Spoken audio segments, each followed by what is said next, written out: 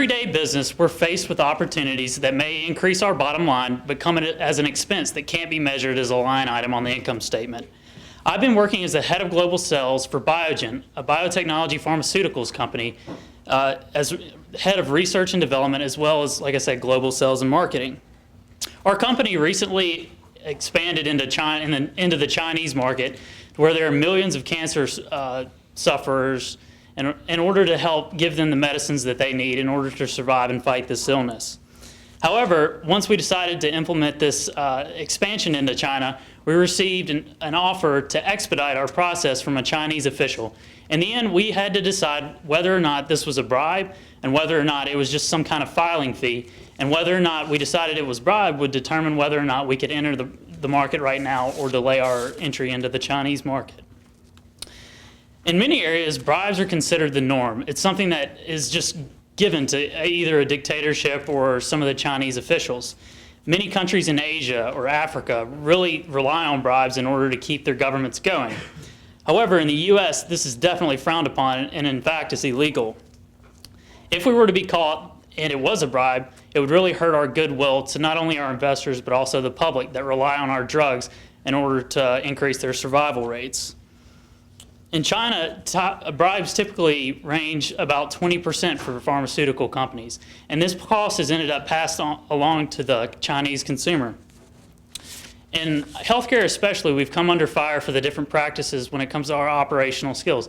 Take, for instance, Martin Shkreli, who was recently in the news for hiking a drug over 5,556%, from $17.50 to over $750. His company, Turing Pharmaceuticals, did that, and it really hurt the entire healthcare costs, and now everything we do is under greater scrutiny.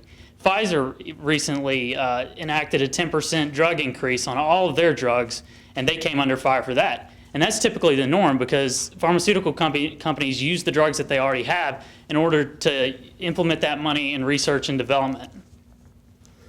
The bottom line is it's not the intent behind what we're doing, it's the public perception that could really hamper what we're doing. And a bribe to a company would really hurt our stance as a healthcare company with efforts to help overall health of the companies. We really had a divide when it comes to integrity and also the empathy that we felt towards the cancer survivors. Biogen is a highly respected company. In fact, we were named #1 on corporate responsibility because of our efforts when it comes to turning waste food or leftover food from Christmas into electricity and using our science in order to turn this into electricity, as well as fertilizers for underprivileged farmers in different companies in different countries such as Asia and Africa. However, we also have a duty to not only our shareholders but also our patients. There are millions of Chinese people that are suffering from cancer, as well as leukemia and other autoimmune diseases that desperately need our drugs. However, we can't enter the market unless we're allowed to by the Chinese government. In the end, we chose not to pay this bribe because we saw it as clearly was a bribe to a certain Chinese official that had no dealing when it comes to how the company should be approved for the drug prices. Because we delayed our entrance into the market, we weren't the first mover when it comes to implementing our drug into the Chinese market. Another company did that. However, we were able to escape all the public scrutiny that the other company faced when it came to entering the Chinese market after they were caught for bribing one of the Chinese officials. Sometimes our decisions we make can't be examined on a quarter-by-quarter basis. We have to think long-term. And the decisions we make have great standing on the long-term viability of a company. When I think of a good example of how to conduct business ethically, I think of Warren Buffett, one of the most famous businessmen of all time. He tells all of his managers every year to make every decision as if it were to be posted on the front page of the Wall Street Journal. In healthcare, we already have a bad reputation and face increased scrutiny. Biogen, however, stands out as a company dedicated to corporate responsibility and proper operational practices.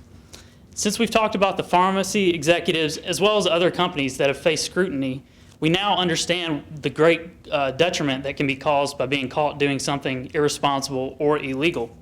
And I'm proud to say that I work for a company that values the long-term thinking ahead of quarter-to-quarter results.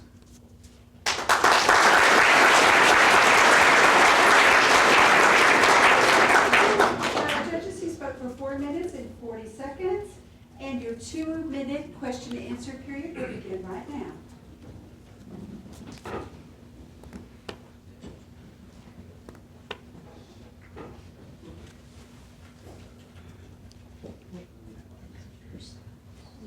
Any questions, judges? Tell us again who we were. Y'all are just a group of investors in our company as well as just the pharmaceutical industry as a whole.